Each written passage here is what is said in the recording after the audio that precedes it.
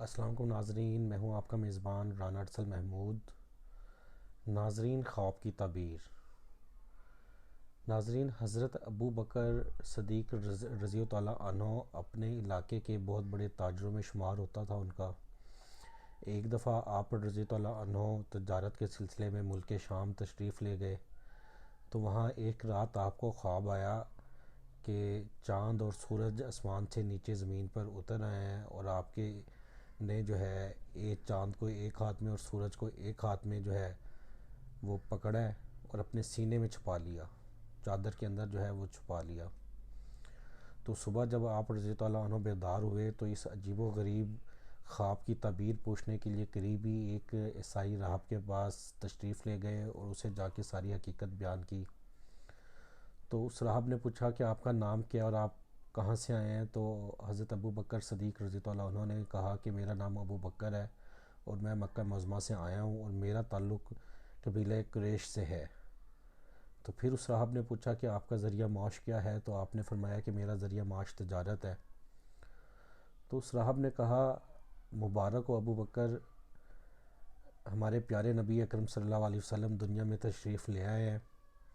اگر یہ نبی نہ ہوتے تو اللہ تعالیٰ یہ چاند سورج آسمان کو پیدا نہ کرتا، اس دنیا کو نہ بناتا، اور نبی اکرم صلی اللہ علیہ وسلم تمام نبیوں کے سردار ہیں۔ تم جاؤ اور ان کے قبیلے میں، ان کے دین میں شامل ہو جاؤ، اور تم ان کے بعد نبی اکرم صلی اللہ علیہ وسلم کے بعد ان کے بعد دوسرے خلیفہ بنو گے۔ اور پھر وہ راہب کہنے لگا کہ میں نے نبی اکرم صلی اللہ علیہ وسلم کی توصیف و تعریف و توصیف جو ہے تورات میں پڑھی ہے، اور انجیل میں بھی ان کا ذکر میں نے پڑھا ہے، تو میں بھی الحمدللہ مسلمان ہو چکا ہوں، نبی اکرم صلی اللہ علیہ وسلم کے اوپر جو ہے کلمہ گو ہو کر مسلمان الحمدللہ ہو گیا ہوں۔ صرف عیسائیوں کے خوف کی وجہ سے میں اپنے آپ کو مسلمان ظاہر نہیں کر رہا، اور آج ساری حقیقت آپ کو میں نے بتا دی ہے۔ یہ سن کر حضرت ابو بکر صدیق رضی اللہ عنہ بڑے متاثر ہوئے، اور آپ کے دل میں نبی اکرم صلی اللہ علیہ وسلم سے ملنے کے لیے کا جو جذبہ ہے وہ بڑا شدت اختیار کر گیا۔ آپ ملک شام سے واپس مکہ معظمہ تشریف لے آئے اور وہاں آ کے حضرت محمد صلی اللہ علیہ وسلم کو تلاش کیا اور ان کی بارگاہ میں حاضر ہوئے۔ تو جیسے ہی آپ کی نظر حضور اکرم صلی اللہ علیہ وسلم پر پڑی تو آپ کے دل کو مسرت ہوئی، بڑی خوشی محسوس کی۔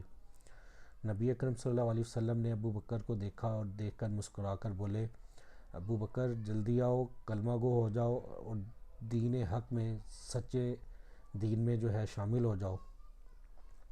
تو ابو بکر صدیق رضی اللہ عنہ نے نبی اکرم صلی اللہ علیہ وسلم سے پوچھا کہ میں کیا کوئی معجزہ دیکھ سکتا ہوں؟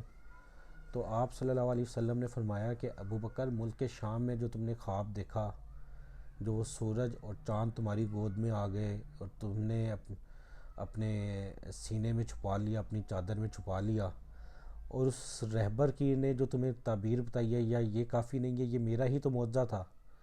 یہ سن کر نبی اکرم صلی اللہ علیہ وسلم نے جب کہا کہ یہ میرا ہی معجزہ تھا، تو حضرت ابو بکر رضی اللہ عنہ بول پڑے کہ اے اللہ کے نبی، تم ہی ہمارے آخری نبی ہو، تم ہی سارے نبیوں کے سردار ہو، اور اللہ کے بعد کوئی معبود نہیں ہے، کوئی شریک نہیں ہے، کوئی نہیں ہے، اللہ تعالیٰ واحد ایک ہے، اور آپ ہی ان کے سچے رسول ہیں۔